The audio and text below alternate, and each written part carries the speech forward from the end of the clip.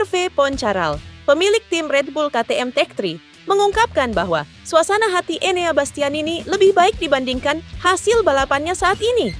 Pada Grand Prix Amerika, Bastianini berhasil finish di posisi ke-7, sementara rekan setimnya, Maverick Viñales, finish di posisi ke-14. Meskipun demikian, Poncharal menilai bahwa kedua pembalap memiliki potensi lebih besar dari hasil tersebut. Suasana hati di antara para pembalap kami dan di tim MotoGP Red Bull KTM Tech3 kami jauh lebih baik daripada performa dan hasil aktual yang kami tunjukkan dan sarankan, katanya dikutip GP1.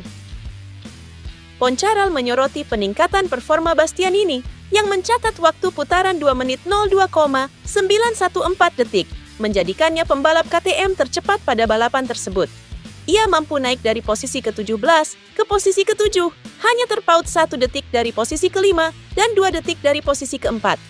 Poncharal percaya bahwa jika Bastianini memulai balapan dari posisi lebih baik, hasil yang dicapai bisa lebih maksimal.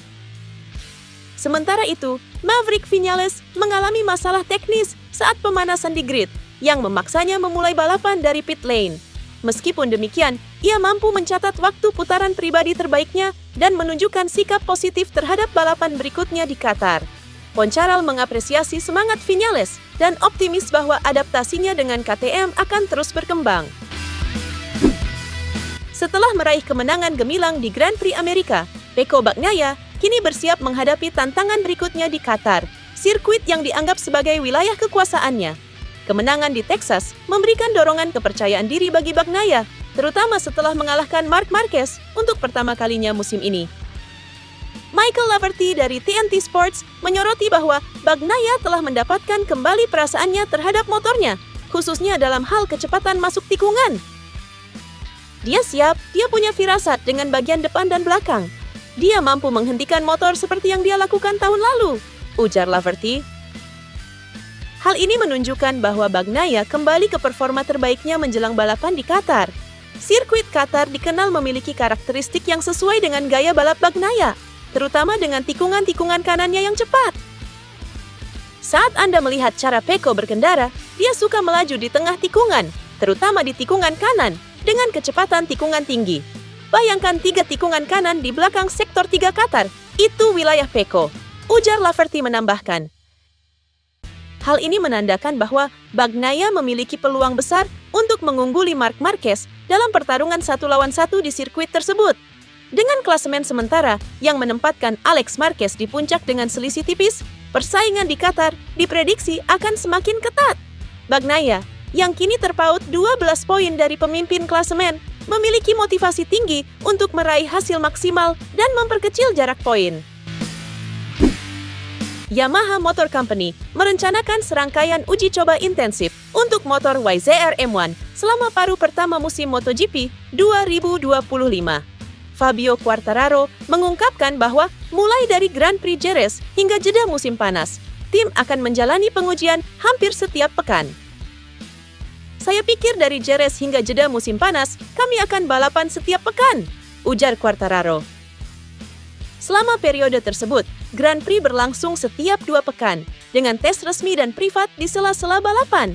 Quartararo memperkirakan akan menjalani 6 hingga 7 hari pengujian tambahan di luar kalender Grand Prix. Selain Quartararo, pebalap reguler Yamaha seperti Alex Rins, Jack Miller, dan Miguel Oliveira, serta test rider Augusto Fernandez dan Andrea Dovizioso dipastikan akan berpartisipasi dalam rangkaian pengujian ini. Sementara itu, Cal Crutchlow masih belum masuk dalam daftar setelah cedera tangan yang dialaminya tahun lalu. Dengan jadwal pengujian yang padat ini, Yamaha berharap dapat mengembangkan M1 secara signifikan dan meningkatkan performa mereka di sisa musim MotoGP 2025. Luca Marini, adik tiri dari legenda MotoGP Valentino Rossi, menghadapi kemungkinan diturunkan ke tim satelit atau bahkan kehilangan posisinya di MotoGP musim 2026. Meskipun telah menunjukkan dedikasi dan kontribusi signifikan bersama Honda, performa Marini yang kurang konsisten membuat posisinya di tim pabrikan menjadi tidak pasti. Sejak bergabung dengan Honda, Marini mengalami berbagai tantangan dalam menyesuaikan diri dengan motor RC213V. Meskipun ada peningkatan performa, hasil yang diperoleh belum memenuhi ekspektasi tim. Situasi ini diperparah dengan performa kompetitif dari pembalap lain seperti Johann Zarco di tim satelit LCR Honda yang menunjukkan hasil lebih baik dan meningkatkan persaingan internal di Honda. Menjelang musim 2026, Honda dihadapkan pada keputusan penting mengenai susunan pembalap mereka. Posisi Marini menjadi sorotan utama dengan kemungkinan pergeseran ke tim satelit atau bahkan keluar dari jajaran pembalap Honda. Keputusan ini akan sangat bergantung pada performa Marini di sisa musim 2025 dan strategi jangka panjang Honda dalam menghadapi persaingan di MotoGP. Honda menunjukkan peningkatan signifikan pada musim MotoGP 2025 berkat peran penting dari direktur teknik baru mereka, Romano Albesiano, yang sebelumnya berkarier di Aprilia. Albesiano mengidentifikasi bahwa meskipun motor Honda secara umum kompetitif, performa mesin masih menjadi titik lemah utama. Ia menyatakan bahwa peningkatan kecepatan tertinggi akan memudahkan para pembalap dalam balapan. Mesin adalah titik terlemah saat ini. Jika kami memiliki kecepatan tertinggi yang lebih tinggi, para pembalap akan lebih mudah dalam balapan, katanya dikutip dari Crash. Sejak bergabung dengan Honda pada awal tahun, Albesiano merasakan perbedaan budaya kerja dibandingkan dengan pengalamannya di Aprilia. Ia menekankan adanya keinginan besar dalam tim untuk menciptakan sesuatu yang baru dan berinovasi. Performa Honda musim ini menunjukkan tren positif, dengan Johann Zarco dari tim LCR Honda menempati posisi ke-7 dalam klasemen sementara MotoGP setelah 3 seri. Selain itu, pembalap pabrikan seperti Luca Marini juga berhasil finish di posisi 10 besar pada Grand Prix Amerika. Dengan fokus pada peningkatan performa mesin dan dukungan dari tim teknis yang solid, Honda optimis dapat terus bersaing di papan atas MotoGP 2025 dan mengembalikan kejayaan mereka di ajang balap motor paling bergengsi ini. Toprak Razgatlioglu, juara bertahan World Superbike, kembali menunjukkan performa impresifnya bersama BMW. Pembalap penguji BMW, Sylvain Guintoli, mengungkapkan bahwa data yang dihasilkan oleh Razgatlioglu selama pengujian menunjukkan tingkat keahlian yang luar biasa. Ketika Anda melihat data, agak menakutkan betapa bagusnya dia, katanya dikutip Crash.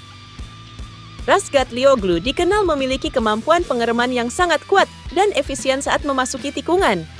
Guintoli menambahkan, fase pengeremannya sangat kuat, ia mampu melakukannya secara konsisten, katanya.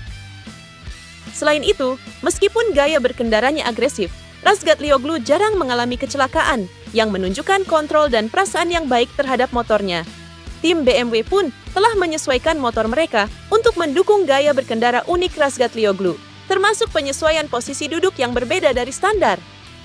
Dengan kolaborasi ini, Razgatlioglu berhasil meraih hat-trick kemenangan di putaran WSBK di Portimao, Portugal, memperkecil selisih poin dengan pemimpin klasemen, Nicolo Bulega. Keberhasilan ini menegaskan bahwa adaptasi Razgatlioglu dengan BMW berjalan baik dan tim optimis menghadapi tantangan selanjutnya di Asen pada 11-13 April mendatang.